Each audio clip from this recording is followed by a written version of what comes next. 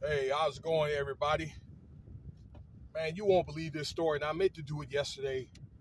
You know how you're getting caught up in things.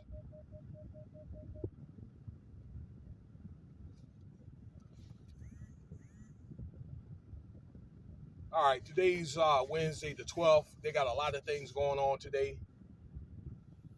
This month. I'm gonna go to a couple of homecomings here. All right, college.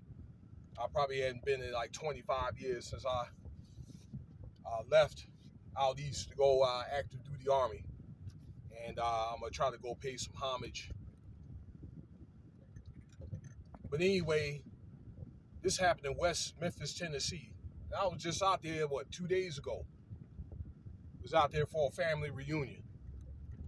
My mother from Tennessee. But anyway, man, I'm glad I didn't eat nowhere in Memphis. But actually, I did. I stopped at this place called Jack's. Jack's is kind of like what I'm about to tell you, Chick-fil-A.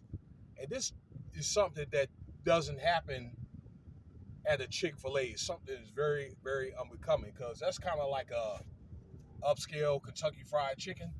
In fact, they just started to get these out here out west, like in Las Vegas or where I stay, about 5 years ago.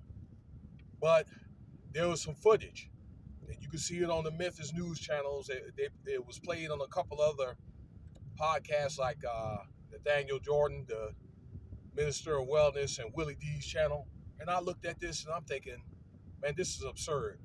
A cat in Chick-fil-A was stirring up some chicken and batter, and looked like he put his head in the batter, and it appeared as if this cat was spitting in the batter, and he was fired. Okay, and I think that he should be arrested. Some places, okay, depending on where you're at, you can get, it's like a class 3 felony, all right, for tampering with food. Now, we already had that problem with this ice cream challenge about about a year and a half ago, something like that, where people were walking through the Walmarts and places, pulling the ice cream, the top off the ice cream, licking it, and putting the top back on. Okay, for views and clicks on Facebook and TikTok. All right, um, that kind of thing. So, man, it's one of the things that, man, I may not be eating out for a while, but then again, this doesn't happen here. This happens in a lot of different places. I had a homie when I was stationed in Georgia. He was working part time at Golden Corral, and he was saying, sorry about that.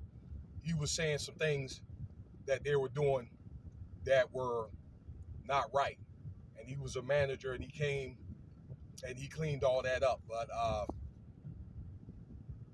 there's actually footage on YouTube's books and stuff that you can read at these fast food places. Some of the stuff that they do. But even if you do eat at home, you don't even know how they handle this meat and some of the food at some of these packaging plants. For example, I've seen when they had the show 2020, all right, where I believe it's one of them chicken factories up in Delaware or Maryland. Man, them dudes were doing WWF moves with the chickens, okay, and so forth. So you really don't know, again, like in these processing plants, what they're really doing.